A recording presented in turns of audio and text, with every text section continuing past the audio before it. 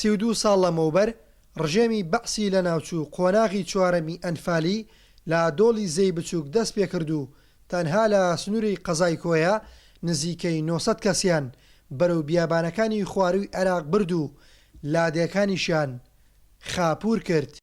بێگومان ساڵانە یادی ئەنفال دەکرێتەوە و ڕێز دەگیرێت لە قوربانیانمان لە سنووری شاری کۆیەوە دەوروبەری و ناحەی تەقتەق و ناوچەی شێخ حوسێنی و هەموو بەری قەڵاسیەوە و ناوچانە کە ئەمە پێکاتوە لە سنووری ئەنفالی چوار کە بە پلانێکی داڕێژراوی حکوومەتی بەعسی لە ناوچوو ئەنفالی چوار لە هەردوو بەری زەی بچووک. ئەمن وەکو تاقانەیەشی ئەنفال لەم مەراسیمەی ئەم ساڵدا با بڵێن کۆمەڵێک داواکاری کەسوکاری ئەنفال بەنسبەت ژیان و گوزەرانی ئەنفال بەڕاستی ینی حکوومەتی هەرێمی کوردستان دەبێ ئاوڕێکی جدی لە کەسوکاری شەهید و ئەنفال بداتەوە لەبەرەوەی جیلێکە جیلێکی سوتەمەنیە لەناو ئەو هەرێمەی ئێمەیە.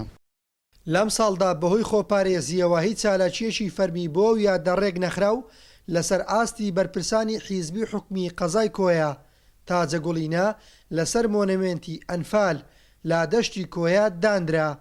لەم یادە پرشکۆیەدا ئێمە هەمیشە لەگەڵ خەم و ئازارەکاری کەسوکاری ئەنفالین لەگەڵ ئێش و ئازارەکانیان لەگەڵ مینێتەکانیانداین لەگەڵ خەم و پەژارە و چاوەڕوانەکانیاندان کە گۆڕەونەکانیان خۆشەویستەکانیان کە تاکو ئێستا بێسەر و شوێن و کە نەدۆزراوەتنەوە. بۆ ڕێزگرتن لە یادی 32 ساڵی کارەساتی ئەنفال ئەمڕۆ وەک بەرەبراتی کاروباری شەهیدان و ئەنفاکراوانی کۆیە بە هاوکاری ئیدارەی کۆیە و ڕێکخراوی کۆژان بۆ داکۆکی لە پرسی ئەنفال وەک ڕێزێک بۆ قوربانیانی ئەنفال ئەمڕۆ بەهۆی بڵاوبوونەوەی ڤایرۆسی کۆرۆنا پابەندبوون بە ڕێنمایە تەندروستیەکان بەداخەوەمان توانی لەم مۆنومێنتە کە ساڵانە یادی کارەساتی ئەنفالمان تێدا دەکرد تەنها دانانی تازەگوڵینە بوو.